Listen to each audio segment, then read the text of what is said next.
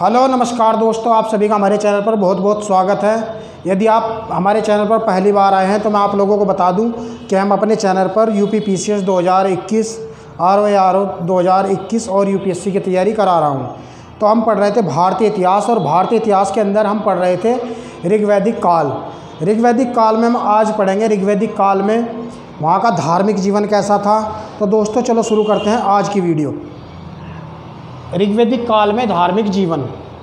सबसे पहले मैं आप लोगों को बता दूं कि ऋग्वेद काल को जानने का हमारे पास एकमात्र स्रोत है, वह है ऋग्वेद। ऋग्वेद के अंदर जो भी हमें डाटा मिलता है या उसमें जो भी उल्लेख किया गया है, उसी के आधार पर हम ऋग्वैदिक काल का समाज, वहाँ की अर्थव्यवस्था, वहाँ का धार्मिक जीवन, आर्थिक जीवन सभी को जानते हैं।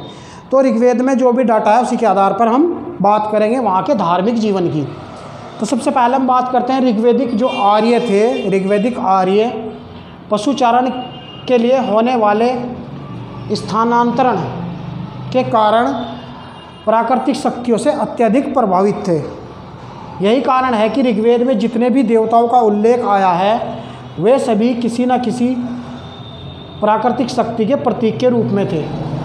जैसे एग्जाम्पल की बात करें, सूर्य, अग्नि, वरुण, मारुत आदि। लेकिन बाद के समय में इनका मानवीकरण या इनको मानव रूप में प्रस्तुत कर दिया गया। वेदांग, हम बात करते हैं वेदांग। वेदांग की रचना जो है बाद के काल में हुई, उत्तर वैदिक काल में या वैदिक काल के उत्तरार्ध में की गई। और वेदांगों की संख्या 6 थी। कितनी थी? 6 वेदांग थे। शिक्षा, कल्प, निरुक्त, व्याकरण, छंद और ज्योतिष। वेदांग की संख्या 6 थी। इनमें से जो यास्क द्वारा लिखित निरुक्त वेदांग था, उसमें ऋग्वैदिक देवताओं की संख्या 33 बताई गई है। कितनी? 33। यास्क द्वारा लिखित निरुक्त में ऋग्वैदिक देवताओं की संख्या 33 बताई गई है। और इन्हें 3 श्रेणियों में विभाजित किया गया है। 3 कैटेगरी में, 3 कैटेगरीज में बांटा गया है। पहला था आकाश के देवता, दूसरा था अंतरिक्ष के देवता और तीसरा था पृथ्वी के देवता। जैसे हम बात करते हैं आकाश के देवता। आकाश के देवता कौन कौन से थे? जैसे सूर्य, देव, वरुण, मित्र, विष्णु, उषा, अश्विन, स्विता, सविता, अदिति। अंतरिक्ष के देवता थे इंद्र, मारुत, वायु और रुद्र। ये सभी अंतरिक्ष के थे। और पृथ्वी के देवता थे जैसे अग्नि, सोम, बृहस्पति और पृथ्वी। जो सविता था, इसको मैं समझा देता हूँ। सविता कैसा देवता था? जब सूर्य उदय होता है और उसके चारों किरण सूर्य के उदय होने से पहले जो लालिमा दिखाई देती है आकाश में, उसको सविता के रूप में माना है उन्होंने, सविता देवता। तो हम सबसे पहले बात करते हैं इंद्र। इंद्र जो था ऋग्वैदिक काल में सबसे महत्वपूर्ण देवता था। सबसे महत्वपूर्ण था इंद्र। और इंद्र को युद्धों के देवता के रूप में जाना जाता है। किसके रूप में? युद्धों के देवता के रूप में। ऋग्वेद में इंद्र को पुरंदर कहा गया है। पुरंदर मतलब किलों को ध्वस्त करने वाला। पुर मतलब किला, किलों को ध्वस्त करने वाला। तो इंद्र को पुरंदर भी कहा गया है। और ये बादलों को रोककर वर्षा करने का काम भी करते थे, तो इसको वर्षा करने वाला देवता भी कहा गया है इंद्र को।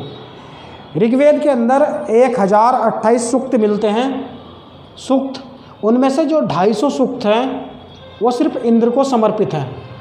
इंद्र को समर्पित है। सूक्त मतलब मंत्र। ऋग्वेद के अंदर जितने भी 1028 जो मंत्र मिलते हैं उनमें से 250 इंद्र को समर्पित है। तो इससे समझ सकते हैं कि इंद्र कितना महत्वपूर्ण रहा होगा। इंद्र सबसे ज़्यादा महत्वपूर्ण था। आइए हम बात करते हैं अग्नि देवता। इंद्र के बाद अग्नि दूसरा सबसे महत्वपूर्ण देवता था। अग्नि जो था इंद्र के बाद दूसरा महत्वपूर्ण देवता था। और ऋग्वेद के अंदर जो 1028 सूक्त है उनमें से 200 सूक्त जो है वो अग्नि देवता को समर्पित थे। कितने? 200।